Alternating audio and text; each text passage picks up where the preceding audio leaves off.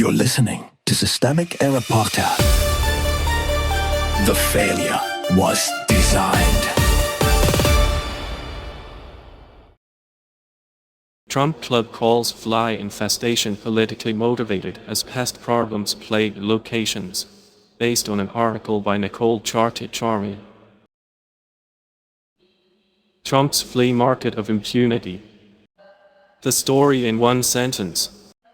Health inspectors found flies, improper pest control products, and other sanitation problems at Trump National Golf Club, Washington, D.C., while other Trump properties have drawn similar health good findings involving insects, rodents, dirty surfaces, faulty dishwashers, wastewater flooding, and even allegations of maggots and mold. The club's response was the usual elite reflex: deny, deflect, and accuse the inspectors of politics. Who actually holds power? The power here does not belong to the health inspector who wrote up the violations. It belongs to Donald Trump and the property operation that trades on his name, his status, and the assumption that his brand can outrun ordinary standards. That is the core of the story. A private empire tied to a former and current president is not some powerless victim of bureaucratic cruelty. It is the institution with the leverage, the lawyers, the public platform, and the ability to turn basic enforcement into a grievance narrative. But the reporting shows. The source material gives a plain record of mess, not mystery. Inspectors reported a large quantity of small flies in a storage room near employee restrooms at Trump National Golf Club, Washington, D.C.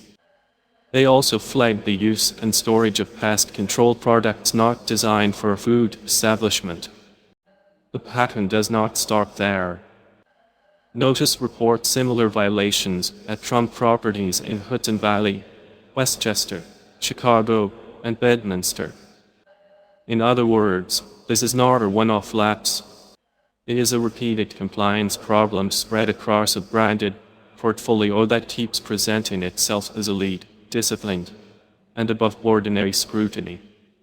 The real misdirection. The club's statement is the tell. It does not engage the substance of the violations. It reaches for the same convenient shield used by powerful institutions when caught slacking.